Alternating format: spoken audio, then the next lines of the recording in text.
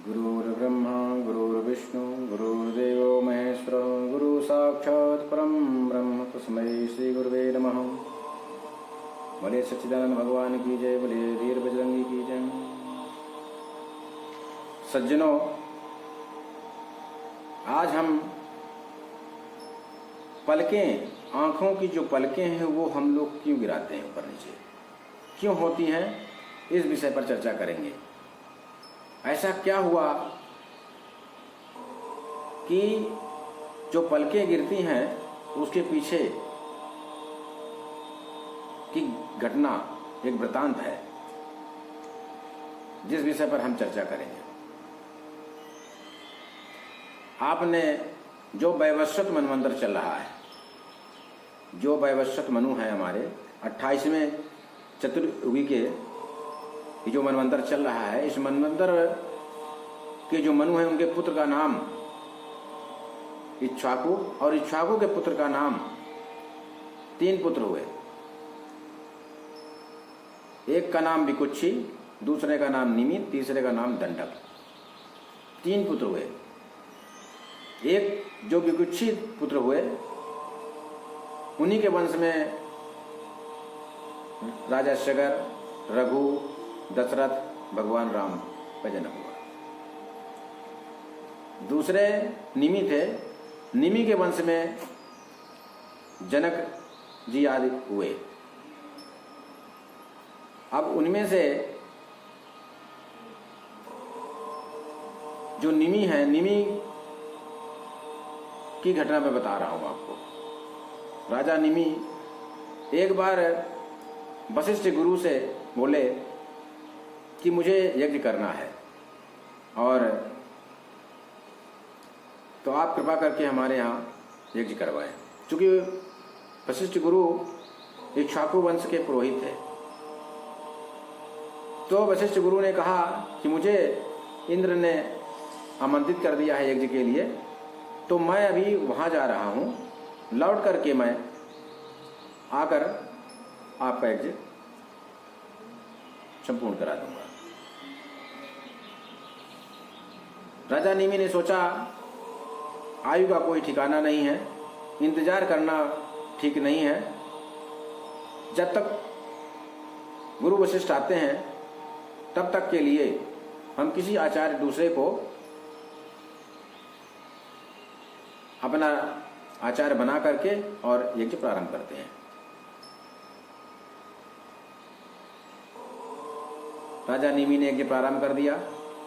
गुरु वशिष्ठ वहां से आए, इंद्र का यज्ञ संपूर्ण करा करके, पूर्णाहुति करा करके वहां से आए। जब देखा उन्होंने कि हमारे शिष्य ने हमारी आज्ञा की अवहेलना किया और मेरा इंतजार नहीं किया, और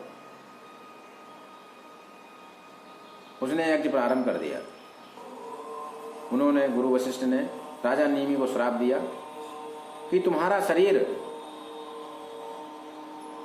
गिर जाए, नष्ट हो जाए। राजा निमि ने भी अपने आचार्य गुरु वशिष्ठ को श्राप दिया। गुरु वशिष्ठ मित्ता वरुण और उर्वशी के गर्भ से पुनः उनका जन्म हुआ, और राजा निमि का शरीर जब गिरने लगा तो प्रजा जो थी उनकी, और भी ब्राह्मण लोगों ने देवताओं से कहा कि ऐसा अगर हो जाएगा समाज में बड़ी अराजकता फैल जाएगी, इसलिए राजा का शरीर नष्ट नहीं होना चाहिए, उन्हें पुनः जीवित कर दिया जाए। राजा निमि ने मना कर दिया कि मुझे इस शरीर से को धारण नहीं करना है, क्योंकि एक न एक दिन ये शरीर नष्ट ही होना है, इसलिए मुझे शरीर को अब प्राप्त नहीं करना है। फिर राजा निमि के शरीर का मंथन किया गया, और उस मंथन से पुत्र पैदा हुआ।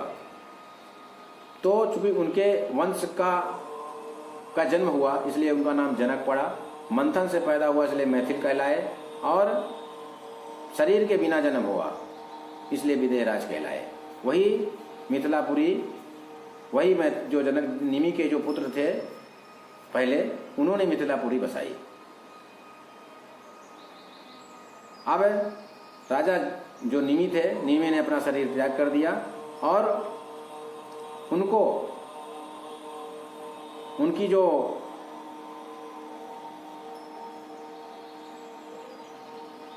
उनके जो रहने का कि राजा निमि अभी भी हमारे सामने है, उनकी उपस्थिति, राजा निमि की उपस्थिति का पता ऐसे चलता है, राजा निमि को नेत्रों में स्थापित कर दिया गया। इसीलिए जो पलक ऊपर नीचे होती है, राजा निमि के होने का, उपस्थिति का प्रतीक है। विदेह उच्यताम कामम लोचनेषु शरीरणाम उन्मेषण निमेषाभ्याम लक्षितो अध्यात्म संसितः। तो मतलब कुल मिला के राजा निमि पलक हम लोग इसीलिए ऊपर नीचे करते हैं क्योंकि राजा निमि हमारे जितने भी प्राणी हैं उनके